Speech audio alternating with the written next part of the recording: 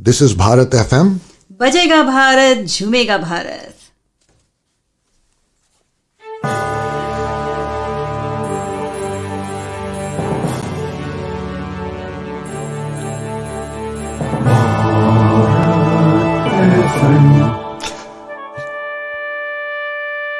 ये है भारत FM. बजेगा Bharat झूमेगा Bharat. Good evening and a warm welcome to everyone to Storytellers Cafe. This is just a week before Diwali, the Festival of Lights. Welcome to one and all. We have, as usual, something interesting on our menu, on our cafe menu. And we have a very, very interesting guest tonight for all those who are watching from India. And those who are in the United States, it's early Sunday morning for you. Sit back with your cup of coffee or anything else that you love to have in the morning for brunch and listen to the next 30 minutes of stories on Storytellers Cafe. Today, I promise you, we are bringing you stories. So our special guest for tonight is Utkarsh Patel. Utkarsh Patel is going to take us to ancient past, to the kingdom of the Pandyas, the rulers who ruled Madurai thousands of years back. And he's going to weave magic with his words, once upon a time. I will let Utkarsh talk about the legend or the epic story that he is bringing to us tonight. Let me give you a little background about Utkarsh. Utkarsh Patel is a corporate professional turned mythologist and now the author of books in the genre of mythological fiction like Shakuntala, The Woman Wronged, Satyavati, and Kannagi's Anklet. Utkarsh is also a lecturer of comparative mythology at the University of Mumbai and has qualifications in mythology, both Indian and world, from Mumbai University. He has been writing a blog, This is Utkarsh. He has also been talking about mythology for close to 9 years now and is a founder member of the Mythology Project, which aims to dig into this rich cultural stockpile, piecing together the puzzle of our existence through archival collections by researching living myths and traditions and conducting public lectures, workshops, and courses for adults and children. He also hosts the Mythology Comes Alive series on YouTube for Saregama music. Utkarsh is also a TEDx speaker and also a regular speaker and lecturer on varying subjects of mythology, with emphasis on interpretation of characters and incidents, feminism, management, and any other facet of mythology, and other topics at various forums, literature festivals, organizations, and colleges. We've hosted Utkarsh Patel at the first Mumbai International Storytelling Festival. We've had a panel discussion on the relevance of mythology. So I won't take much time. Let me introduce Utkarsh Patel, our guest for tonight. So Utkarsh, a warm welcome to Storytellers Cafe. Welcome. Good morning and good evening, as the case may be. And thank you, Usha, for welcoming me here, and Bharat FM and Storytellers Cafe for welcoming me to speak on something that's very, very close to me as an epic. So without taking too much time, I'll straight away tell you, this is a brilliant epic from India. Ask anybody in India about epics, and the first thing that comes to everybody's mind is Ramayana and Mahabharata. These are two very, very well-known epics, and they are well-known because they were written in Sanskrit. But there is another and even more interesting and a very, very different epic called Shilapadikaram. This was written in Tamil, and probably that is why it did not catch people's attention. But it is unique in its own way. And the first unique factor that I want to talk about is that this is yes, an epic which actually focuses on a female character. Now, you won't find any epics in the world which actually focuses as a central character as a female character. And that, I think, is something very, very unique about this particular epic. I'm just trying to share a PPT so that I can take you through the different aspects of this beautiful epic, which is just give me a minute. I'm sorry about this. Uh,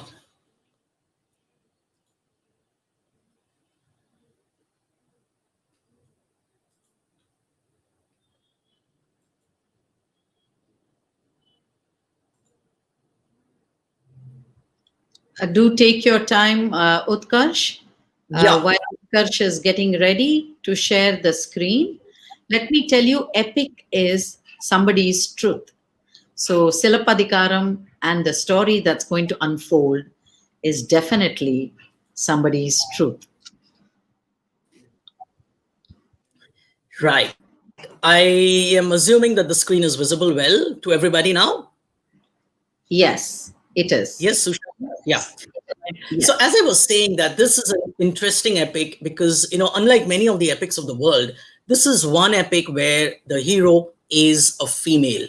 Unlike any of the epics, be it Ramayana, Mahabharata, Gilgamesh, Odyssey, Iliad, that's what makes it unique. And also, the character is Kannagi, and the entire epic rests on the shoulder of a single woman, which is another very, very unique factor. So let's understand what is the story about. But before we get into the story, there is something very interesting to talk about. The author himself, the author who wrote it, is Prince Ilango Adigal. And Ilango Adigal was a Jain monk. A Jain monk writing about worldly affairs, human relationships, and all about the princely life, royal family is another unique. So, an outsider and a Jain monk, where he blends in all the religions, Hinduism, prevalent then, Buddhism, and Jainism, all blended together, along with a number of folk religions. Beautiful amalgamation of how the culture probably was in those days. This brings us to the story, and the story goes like this: that in the city of Uhar, in the Chola kingdom, there lived a merchant and his family. His name was Kovalan. Kovalan gets married to a very, very beautiful girl by the name of Kannaki, and the two of them live happily. The two started spending a lot of time together in music and dance, and they started living together and very happy. However, in comes a courtesan, a dancer by the name of Madhavi. Madhavi was a dancer, and Kovalan sees her, and unfortunately, Kovalan falls in love with Madhavi. He falls in love with Madhvi and he moves out of his home and he goes and stays with Madhvi. Life is very good for Kovalan. Kovalan is spending time in music, dance, and everything is fine. During all this time, Kannagi takes good care of her aged in laws, who in the turn had actually now started despising their son. More so because because Kovalan was borrowing money from home to keep giving it to Madhvi. This goes on for some time. However, as time goes, there isn't much that Kovalan can offer to Madhavi. And Madhavi's mother is now beginning to get worried that Kovalan isn't offering any material gifts. And another big worry that the mother had was that she realizes that Madhavi is falling in love with Kovalan. A courtesan falling in love with one of the clients, as the mother puts it, is not something very good for the business. And the mother keeps telling Madhavi that she should look for new clients. During one such conversation, Kovalan overhears this conversation and he tends to misunderstand. Soon comes the time of what was known as a very, very famous festival called the Indra festival, where the entire city assembles near the seashore and they have fun and frolic. They sing and dance. And during one such performance, Kovalan gets suspicious about Madhavi.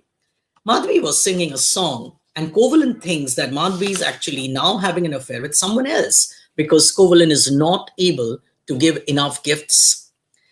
And while the song probably hinted or was expressing towards Kovalan himself, Kovalan thought that this song was to some unknown lover of Madhavi. Kovalan was hurt, and during this phase, he realized that he's made a mistake and he's left a doting, loving wife at home. And he decides to leave Madhavi and go back to his home.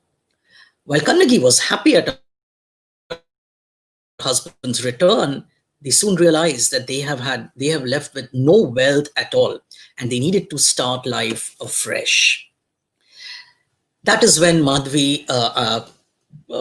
Kannagi realizes that there is a problem because they don't have money left.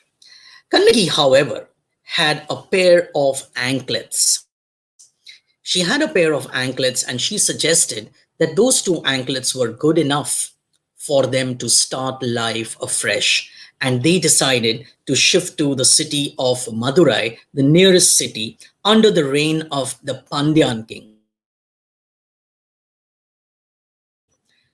Kovalan and Kannagi, they travel to Madurai, and on the way, they receive help and encouragement from many locals and a Jain nun by the name of Kavundi.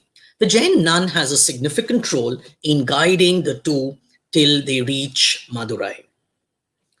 As it happens, when they reach Madurai, it was decided that Kovalan would leave Kannagi with some people who could take care of Kannagi because she was very tired.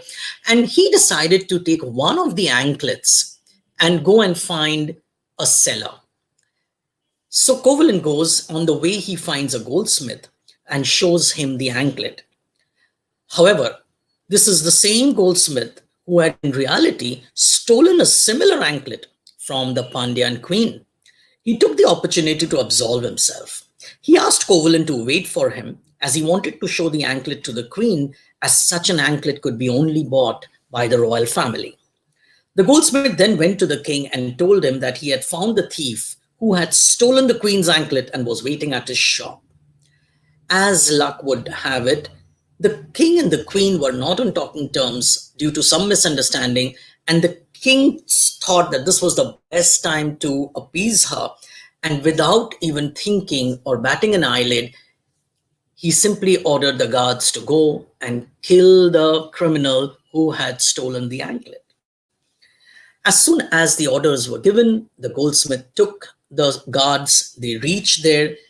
Kovalan, who was waiting anxiously without even realizing what was happening, killed, beheaded at that very moment. When Kannagi came to know about her husband's execution, she rushed to the palace. She proved to the king that the anklet shown by the goldsmith was actually hers and not the queen's, as she had the other pair too. Besides, her anklet had rubies inside, and when the queen checked her anklet, it had pearls inside. The king realized his mistake, and as a sign of his guilt, his scepter had bent for all to see the injustice committed by the king. The king died of shock, and soon after, the queen also could not bear it, and she also died. But Kannagi's wrath was not satiated. Kannagi was still angry at the king and the queen, and she was also angry at the fact that her husband was killed without even being heard, without even verified, without any investigation.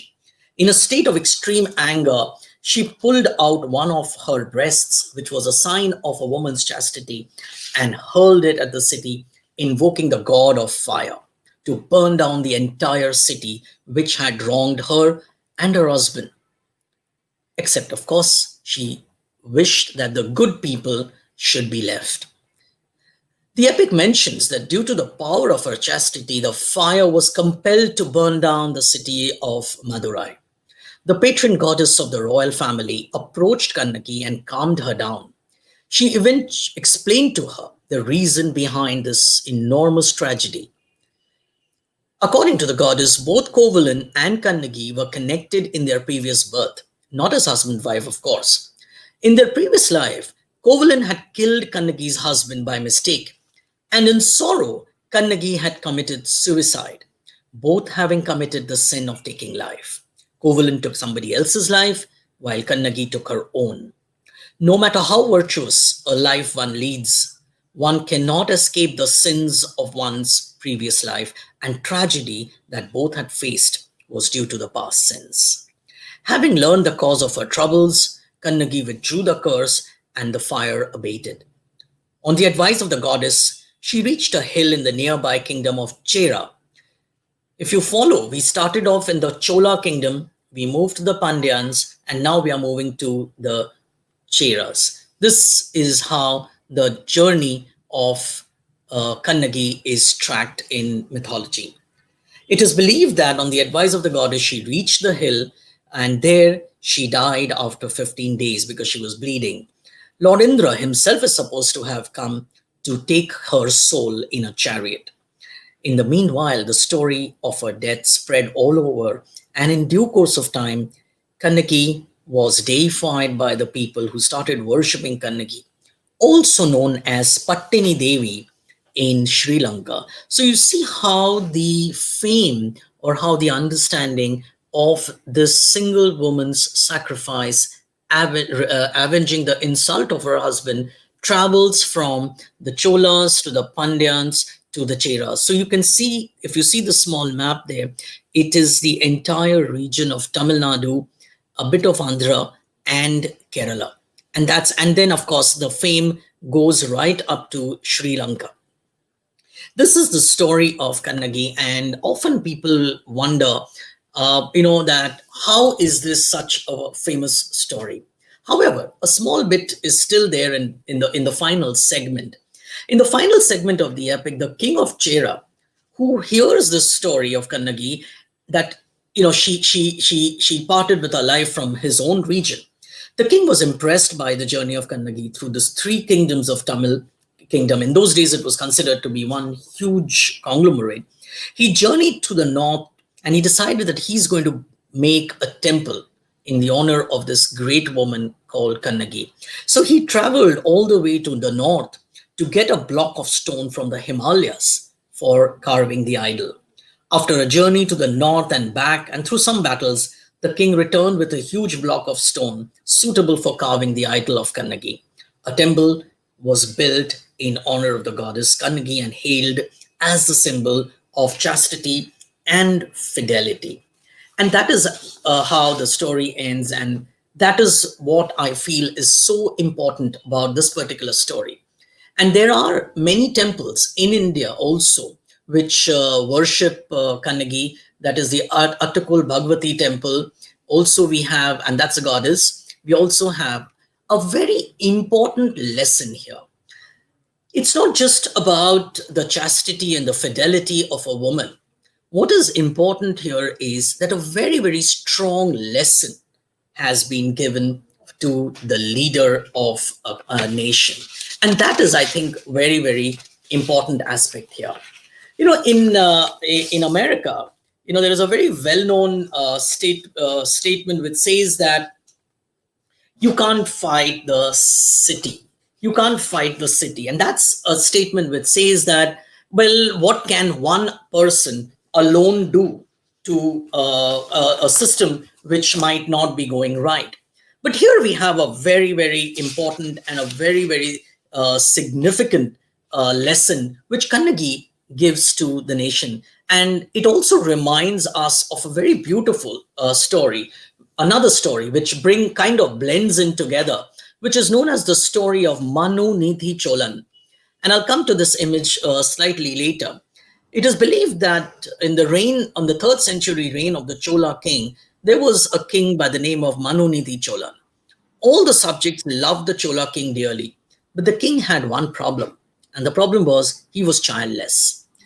He was advised by well-wishers. The king prayed ardently for an heir to Lord Shiva, and in due course of time, he was blessed with a baby boy. Years passed, and the child, having learned all there was for a king, grew up to be a very, very capable prince, well versed in royal duties. All was well with the king and his kingdom till one day Lord Shiva decided to test the king's commitment to justice. In those days, there was a bell hanging outside his palace, and anybody could ring the bell and seek justice. So Lord Shiva decided to see if he really was committed. And as decided, the goddess of justice took the form of a calf and started running on the street berserk. Unfortunately, at the same time, the king's prince was running his chariot, and the calf, which came under the wheels of the chariot, and it died. Seeing the prince's chariot, the calf actually ran towards it, and before the prince could even stop or do something, the calf was dead. And of course, the unthinkable happened. Dismounting his chariot to assess the situation, the prince couldn't believe what he had done. From nowhere, the calf's mother, the cow, came there and started screaming. Figuring that her child was dead, she gave out a loud, painful moo. With tears streaming down, she started running towards the palace gates. Having reached the bell of justice, she rang it vigorously. Hearing the bell chant with urgency, the king rushed to the palace gates to make an inquiry. He was surprised to find a cow standing near the row, clenched between its teeth. By the time the prince carrying the dead calf reached there, and the king learned everything that had happened. The cow was demanding justice. And the king thought for some time, and then he passed his judgment. He said that based on the eyewitness, his son should be crushed under a chariot. He ordered that his son, the prince, be crushed under the wheels of a chariot, just as the calf had been killed. The punishment for the guilty, he ordered, will have to be in the exact mode and measure of the crime itself. And he, as the parent, would go through the same pain and the same trauma as the cow did. Everybody was shocked. The ministers tried to convince the king that he was making a mistake because he was the only prince and that was just a cow and a calf.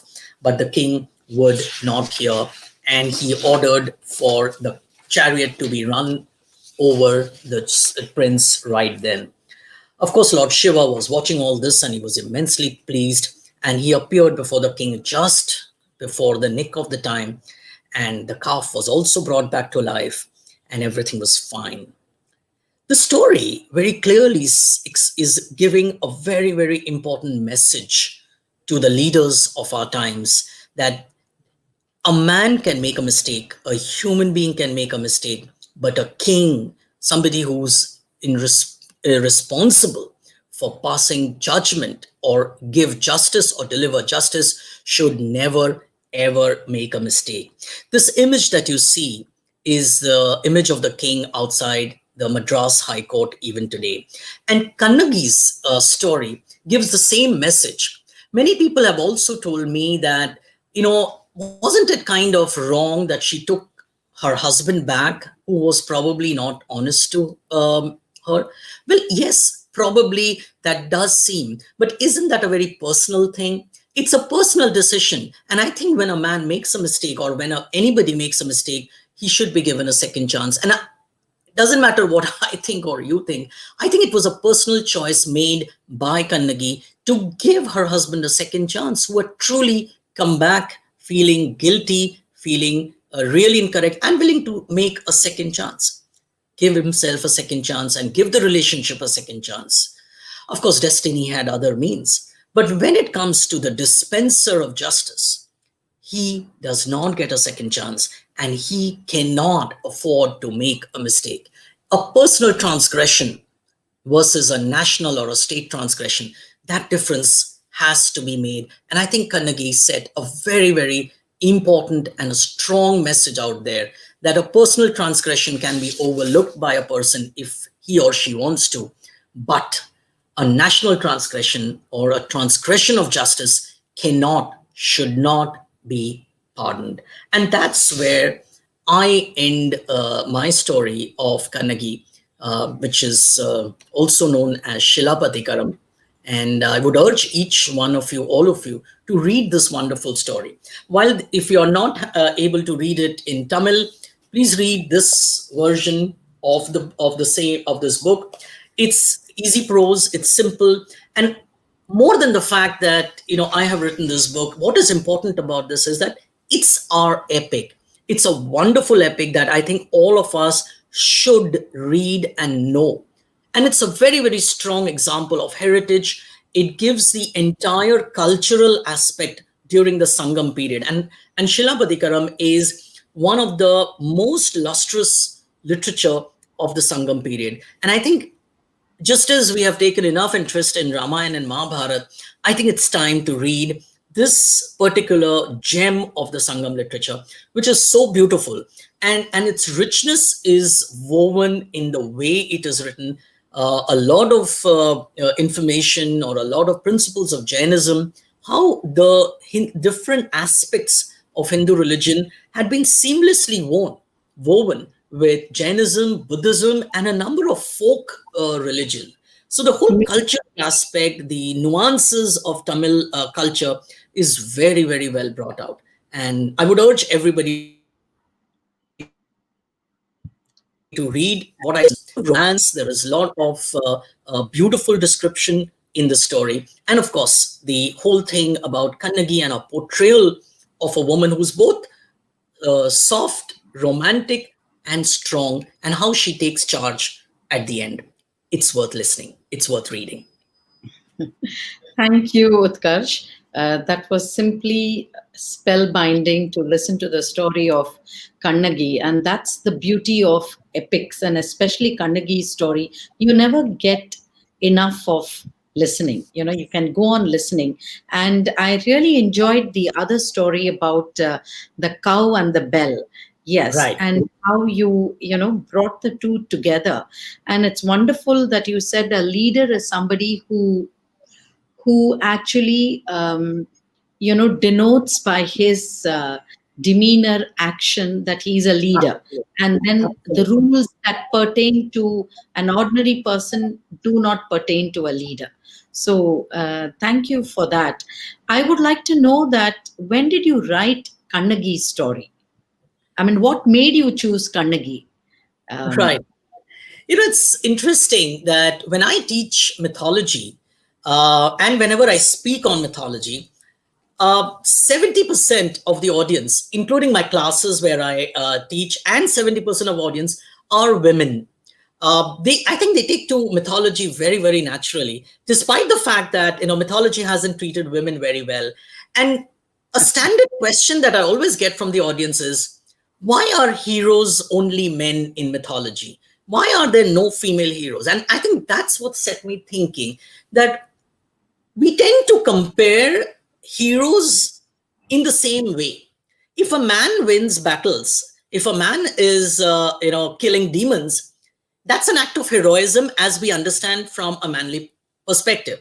But does a woman have to be a hero and still kill demons? Does she also have to wage battles?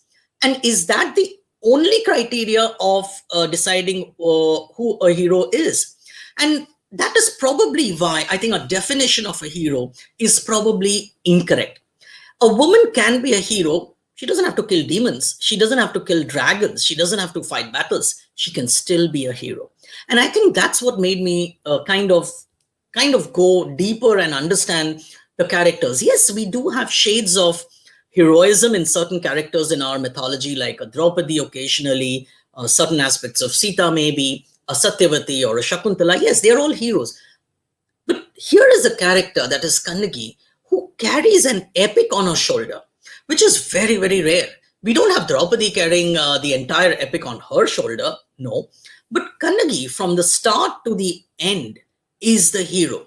She is the one who kind of displays every aspect of what a woman ought to be. She can be soft, she can be strong, she can take action.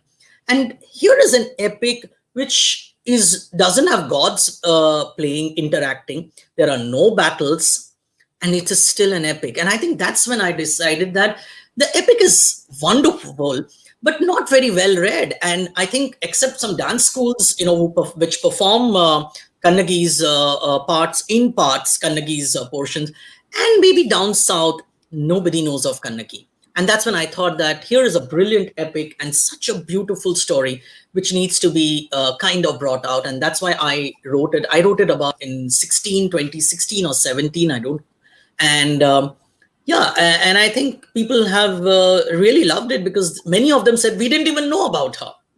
And I think that's what I'm trying to bring out, that please read, please know about her. She's an extremely powerful character. And I think, there aren't too many female women idols for people. There aren't too many women heroes. Let's know about, even if there are few, let's know about them. Yes, I agree totally with you, Utkarsh. I just wanted to I was going through your profile. You have written about Satyavati, you've written about Shakuntala, you've written about Kannagi. Now, strong female characters, right? So I have two questions for you. So why strong female characters? And when you also talk about chastity and fidelity, I also love the story of Tulsi, the holy basil, the courtyard goddess. So is that something that you would like to explore? Because that's also a woman who speaks about self-righteousness and who, like Kannagi, tries to take out her own life, but instead she is transformed into the Tulsi plant, immortalized. Right. And also about the comparative mythology course in Mumbai University. And how do you think that is going? Because I too have been a student of that course for a short time, maybe about 4 to 5 months. I didn't get to complete it, unfortunately. But can you tell us about these two? Why the strong female characters, or, they become your main protagonists?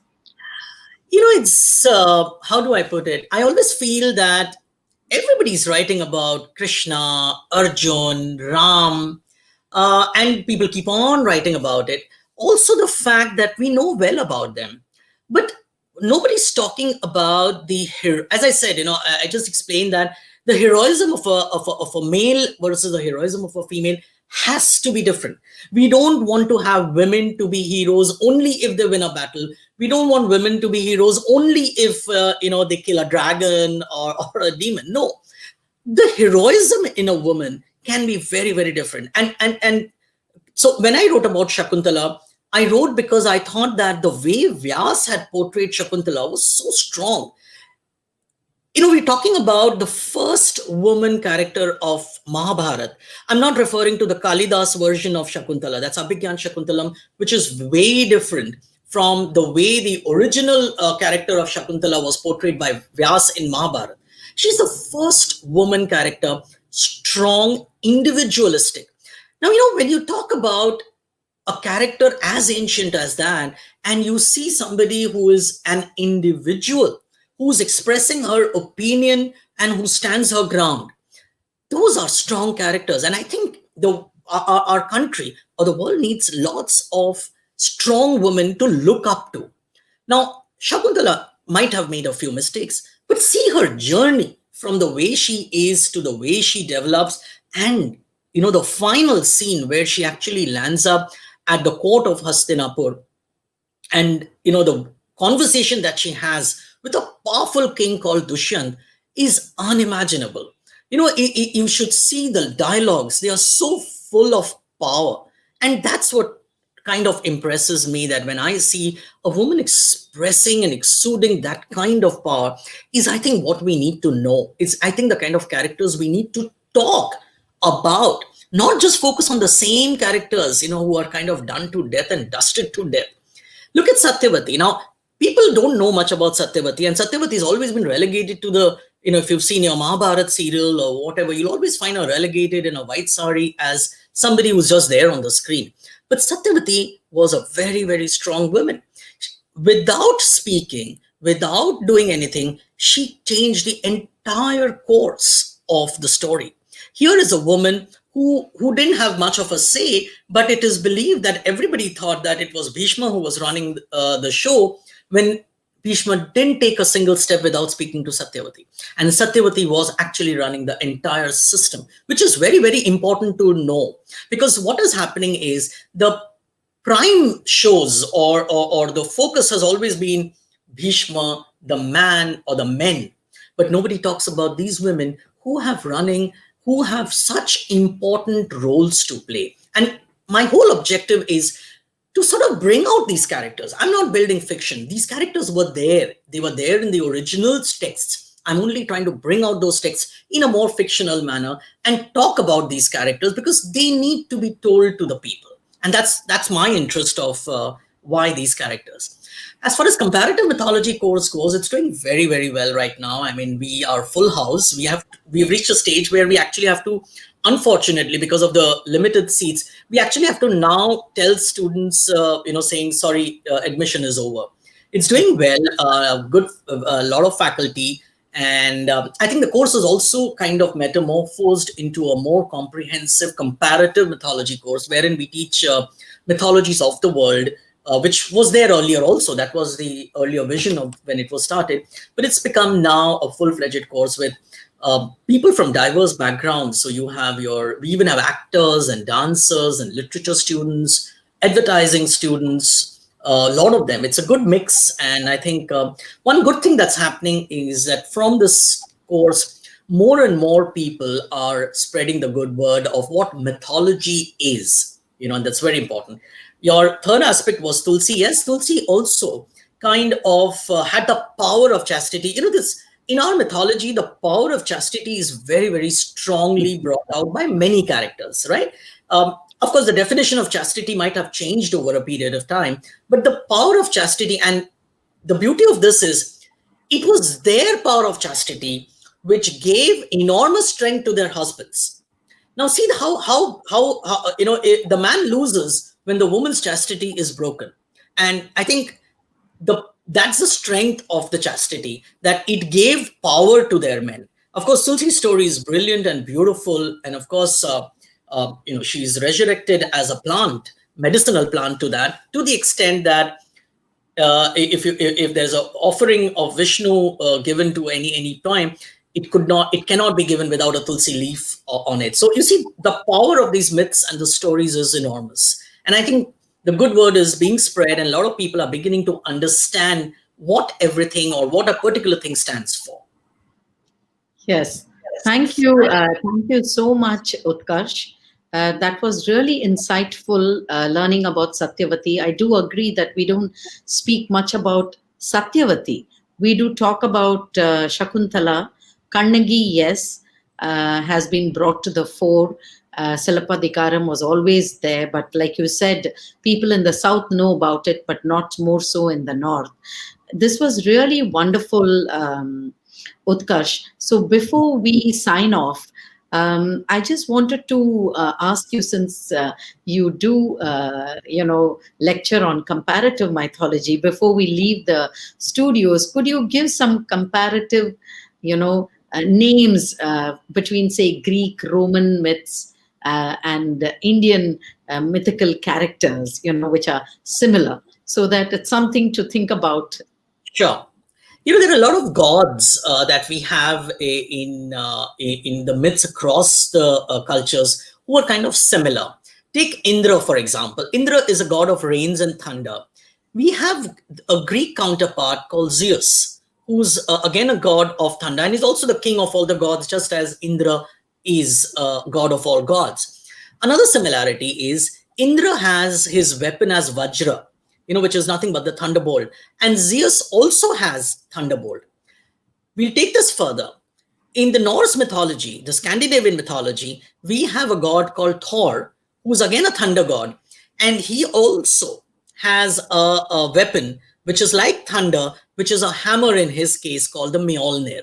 Right? So you'll find that a lot of gods are similar between Greek and, these were all polytheistic cultures, and that is why you'll have these gods of elements. So just as you have a god of waters and oceans as Varuna, you have Poseidon in the Greek version. Just as you have Yama as the god of the underworld, you have Hades as the god of the underworld in Greek. So when we teach comparative mythology, and this is just two prominent cultures, let me tell you, you'll find similar gods in other cultures like the Aztecs and the Mayans, the Mesopotamians, the Egyptians. They all have these kind of gods. So it's very common. Earth being, the Prithvi as a goddess, you will have that counterpart in nearly every culture, because all the gods, all the cultures were agrarian in a way, right? They would all have agriculture as their base. So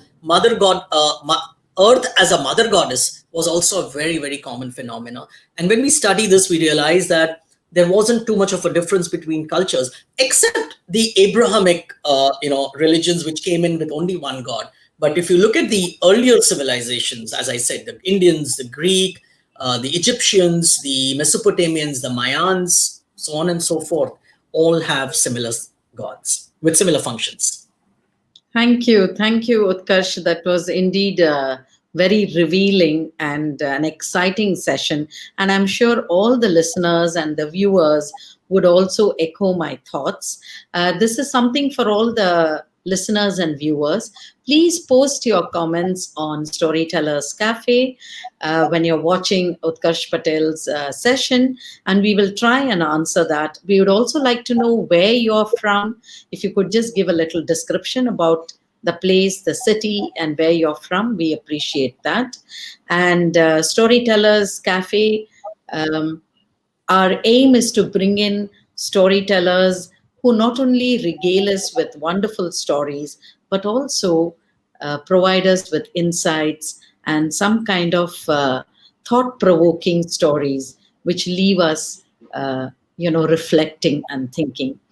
So with that, I come to the end of the session. Thank you, Utkarsh, for agreeing to be our guest on Storytellers Cafe. It's been a pleasure. Any parting thoughts, Utkarsh, would you like to share? Well, I would just say that this is a different genre altogether, and myths by itself are a subject in itself, and I think we should treat the myths and mythology exactly as a subject. Read it, debate it, discuss it. Don't shun it. Don't push it under the carpet. It's meant to be spoken. It's meant to be understood. It's meant to be debated. Thank you. Yes, totally agree with you. And stay tuned for next week. But before that, let me wish you all a very happy Diwali. Stay safe, my friends. Do wear your masks, and I would suggest don't do any firecrackers, and let's celebrate it, soundless in our home. I completely second you on that. Yes. So thank you once again. Thank you, Utkarsh. And yes, and I'll see you folks next week. Definitely. Okay. Goodbye for now. Good day and good night. Yeah. Good night. This is Bharat FM. बजेगा भारत, झूमेगा भारत.